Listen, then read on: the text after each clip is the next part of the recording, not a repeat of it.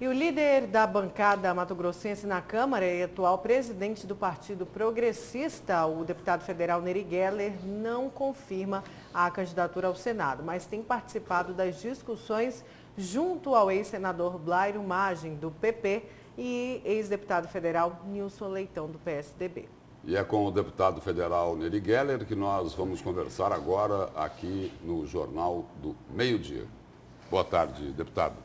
Boa tarde, Lúcio. Boa tarde, Nayara. Boa tarde ao telespectador. Deputado, por falar no ex-ministro Blairo Magem, o senhor teve um encontro com ele recentemente. Me parece que um almoço. E Blairo Magem teria ficado irritado uns dias atrás, quando teve uma reunião dos irmãos Jaime e Júlio Campos, com o prefeito Emanuel Pinheiro, com o deputado Neri Geller, e aí alguém teria dito lá nessa reunião o seguinte: olha, nós temos que encontrar um candidato para enfrentar os tubarões. E aí Blairo Magem queria saber o seguinte: espera aí, quem são os tubarões? E aí, deu para resolver aí esse mal-entendido Lúcio, com Blairo Magem? Primeiro, dizer a satisfação de estar aqui conversando, inclusive, sobre política e desenvolvimento do Estado de Mato Grosso. Me orgulho muito de ser coordenador da bancada. A nossa bancada é a bancada mais coesa do Brasil, é uma das que mais conseguiu liberar recursos e uma das primeiras a conseguir ajudar o seu Estado pelo país afora. Vou dar um exemplo na área da saúde. Nós conseguimos ajudar o Estado de Mato Grosso. Com relação à questão da política, eu sou presidente do partido e, portanto, eu tenho legitimidade para conversar com todos. E aí, Blairo Magem foi conversar com o senhor porque ele também é do mesmo partido. Não, Lúcio. O Blairo Magem e eu temos uma relação que todo mundo sabe, é de anos, e é de confiança mútua. Blairo é um grande líder e se ele decidir ser candidato hoje, ele seria o nosso candidato a senador, se tivesse essa Mas posição. Publicamente ele se manifestou, que não gostou daquela expressão de tubarões. Queria saber quem eram os tubarões. Mas aí essa questão dos tubarões, isso aí tem que ser bem explicado e não tem nenhuma dificuldade. Eu defendo muito a produção porque ela gera emprego, ela gera renda, a agroindustrialização está acontecendo, o PIB do estado de Mato Grosso está crescendo muito em função da produção. Nós precisamos reconhecer isso, nós precisamos avançar agora e não segregar. Agora, eu almocei com o Blairo, conversei com o Blairo agora de manhã, converso com ele quase todo dia, assim como eu converso com o Jaime Campos. Tenho um carinho especial, um respeito pelo senador Jaime Campos e acho muito que a eleição passa pela capital do estado e por Várzea Grande. Então, política tem que conversar mesmo. O Blairo não foi só o Blairo que falou. O movimento todo foi lá em Camboriú quando fizeram 11 para Margarete, que é do meu partido também, que tem legitimidade de ser candidato também. Então, essa conversa de ter tido arranhado a nossa relação de amizade e de respeito mútuo, essa conversa fiada, não houve, pode pedir isso para o Blairo e com certeza a posição que ele pode ter com relação a barrões e tubarões, ele querer uma explicação, acho que isso é legítimo, mas isso não saiu da reunião que nós fizemos. Ao menos da reunião lá, o senador Jaime Campos, senador Júlio Campos e o prefeito Emanuel Pinheiro e também o Manuelzinho, inclusive enalteceram muito a liderança do Blairo Magem naquela reunião que nós fizemos. Agora, deputado, o senhor falou aí um pouco da bancada, do trabalho que é feito pela bancada lá em Brasília, mas e o FEX, deputado? A bancada não pode ajudar a cobrar o FEX? O governo federal prometeu que ia pagar os 2 FEX atrasados a Mato Grosso. E aí? Até agora nada. Nayara, não, esse é um assunto também que eu falo com muita tranquilidade. Nós participamos dos principais temas nacionais, reforma da Previdência, estruturação da malha paulista, que vai acabar beneficiando muito o estado de Mato Grosso. Lá na reforma da Previdência foi feita, uma das promessas foi lá, olha, vamos votar a reforma da Previdência e liberamos o FEX. Não foi isso? Tem um acordo feito, se deixar concluir, eu vou conseguir explicar. Não, eu só estou tentando complementar, deputado. Não, mas fica à vontade, eu acho que tem que falar mesmo. Tem sim, e a imprensa de Mato Grosso acompanhou, foi liderado pela coordenação da bancada do estado de Mato Grosso, uma reunião grande, onde tivemos um café da manhã e tratamos de vários assuntos, liberação de recursos na saúde, liberação, inclusive, da renegociação das dívidas do estado de Mato Grosso, que é um grande avanço que nós tivemos, e teve a participação do governador Mauro Mendes e teve o compromisso, sim, do ministro e do presidente da República, para todos nós, para a bancada e nós estamos cobrando isso. Realmente esse recurso deveria ter vindo há 2 anos atrás, não veio. Agora, Lúcio, tem algumas coisas que muitas vezes a própria imprensa cobra muito que até precisa vir o recurso, mas o recurso vem da onde? Então, nós precisamos fazer a reforma do Estado brasileiro, não tem dinheiro hoje.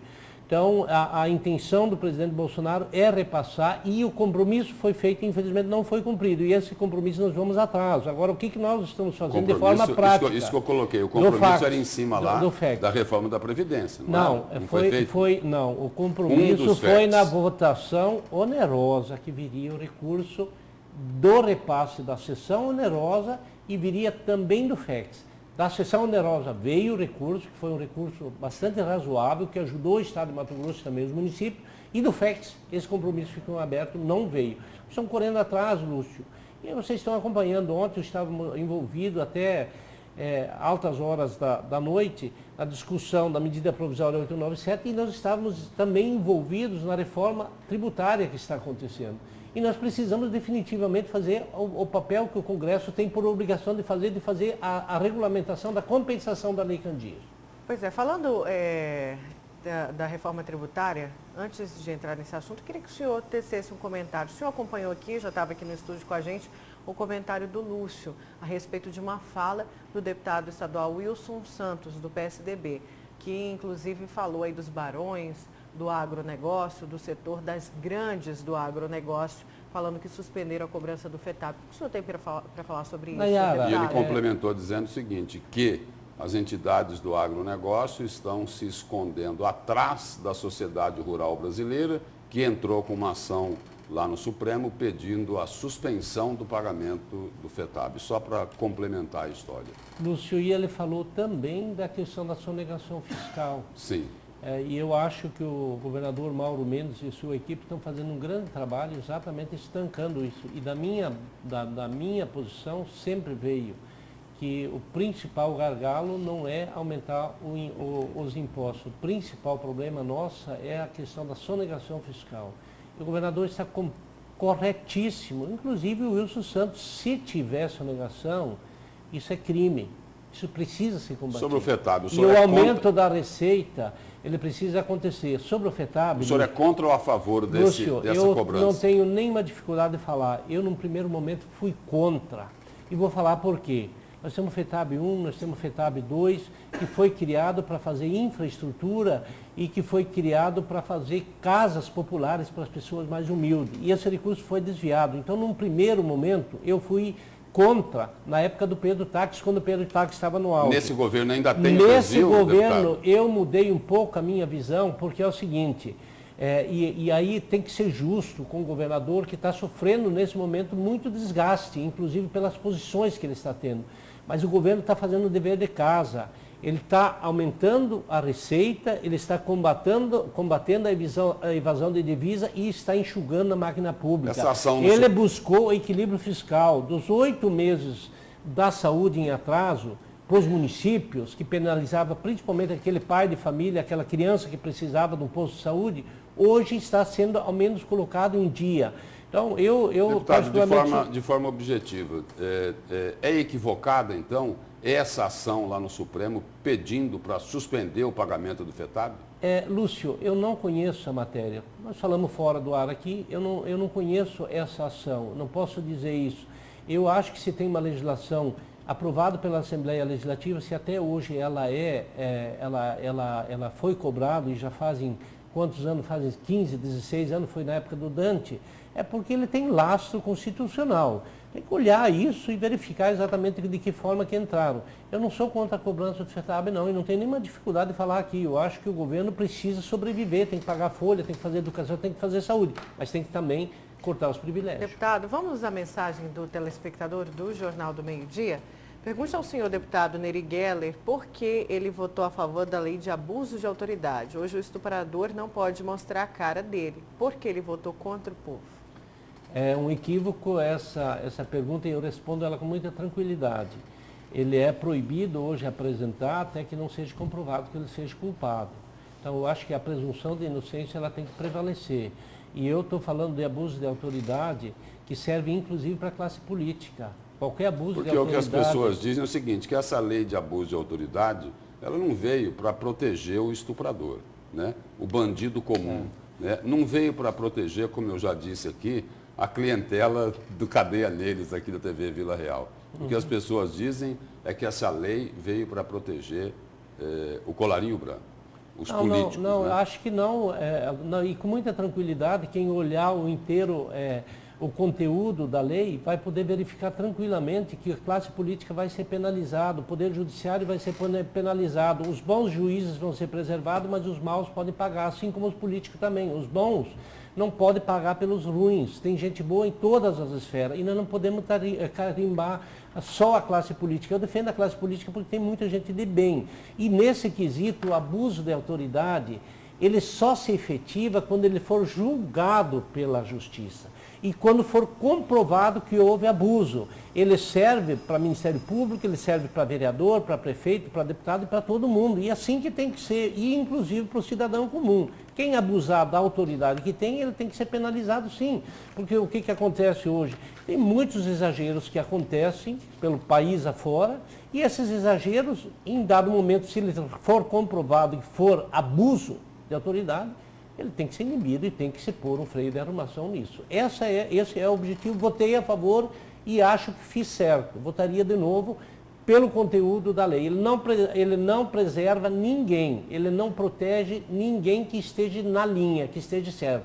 Agora, quem estiver errado, quem estiver cometendo abuso, ele tem que recuar e reconhecer o erro e, em alguns casos, ser penalizado. Deputado, antes de encerrar aqui, a gente começou falando sobre essa questão e eu vou retomar aqui no finalzinho da entrevista. Qual é a posição do deputado Neri Geller, a posição do PP sobre quem deve ser o candidato ao Senado? O PP pretende apoiar quem? Vai apoiar o Otaviano Pivetta? Ou vai apoiar um outro nome defendido aí pelo agrupamento de Emanuel Pinheiro, Júlio Campos? Qual vai ser a posição do PP? A posição do PP ela está bem clara e bem definida. Nós podemos ter candidatura própria, sim. Tem o nome ainda, Blairo Maggi, pelo que se verifica, não é candidato, tem o nome da Margarete e lá na frente pode surgir outro nome, inclusive o meu. Sem muito rodeio. Nós vamos escutar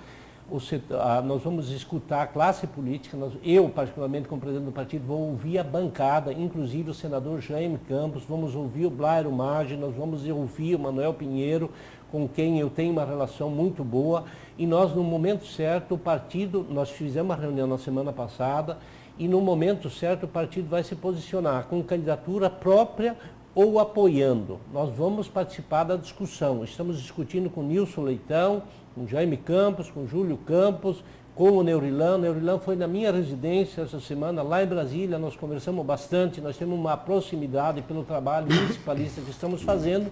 Então, no momento certo, o Partido Progressista vai participar e acho que vai ajudar a definir a eleição da candidatura ao Senado, se ela se consolidar. Então, no momento certo, o partido, antes das convenções, vai se posicionar e vai tomar uma decisão com candidatura própria, com apoio ou com posições. Deputado, obrigado pela presença e pelas informações do senhor aqui no Jornal do Meio Dia. Eu agradeço a você, Lúcio, agradeço a Nayara pela oportunidade. Foi um grande prazer estar conversando com, principalmente, o povo cuiabano. Um grande abraço, fique com Deus. Obrigada.